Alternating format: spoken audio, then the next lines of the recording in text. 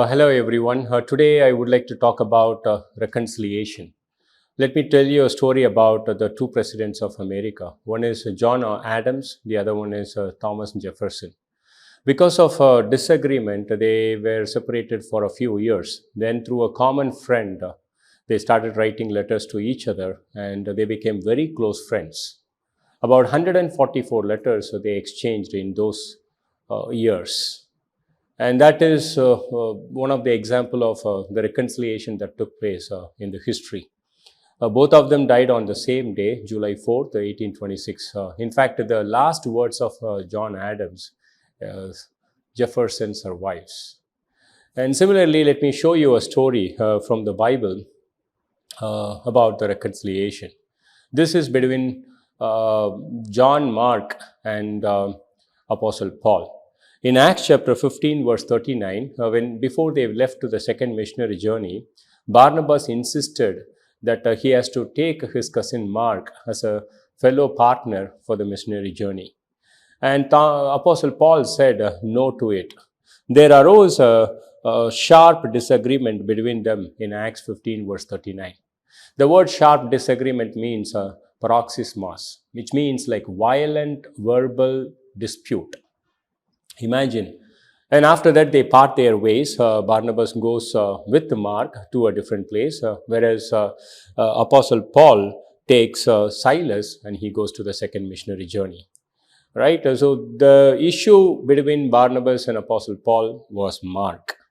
And then you see years later in the pages of the history, and especially from the record of God, in Colossians chapter 4, verse 10, I would like to read that verse. Listen to this. Aristarchus, my fellow prisoner, sends you greetings.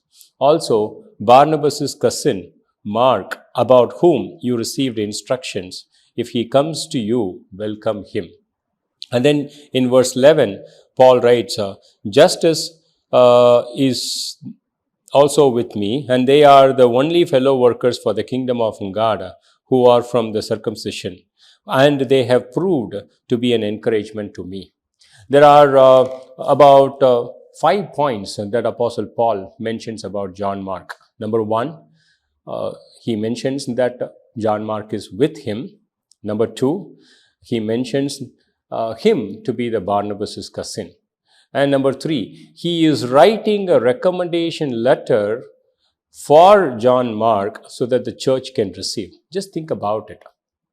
Right? So he did not want John Mark to be on the second missionary journey. Here is Apostle Paul writing about John Mark, and he is giving a recommendation to the church, and he says, if he comes, please welcome him. That is the third point. And the fourth point, he mentions that they are the only fellow workers with the Apostle Paul.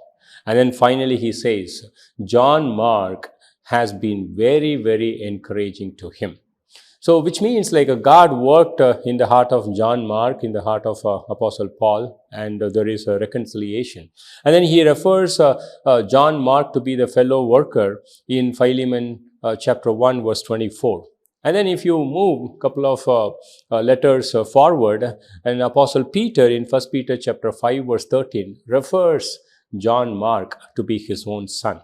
I mean spiritual son. Just think about the Gospel of Mark. And here is Mark writing about Jesus' ministry, and as the second book in the Bible. Right? And so these reconciliations are beautiful.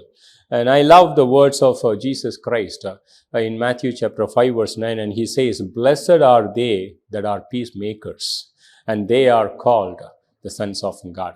Our Father's trade, the Father who is in heaven, and his trade is reconciliation. And he has reconciled the entire world through the blood of Jesus Christ to himself, and he has handed over the reconciliation ministry to us in 2 Corinthians chapter 5, verse 18. In fact, it says in Colossians 1:19, it is the good pleasure of the Father to reconcile people. Right? So what a beautiful verse that we have, and what a beautiful word that we have. So relationships can be reconciled.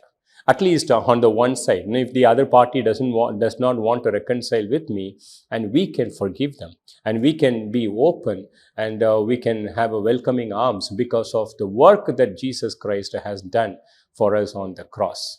And as we read in this pages, and I can only imagine that what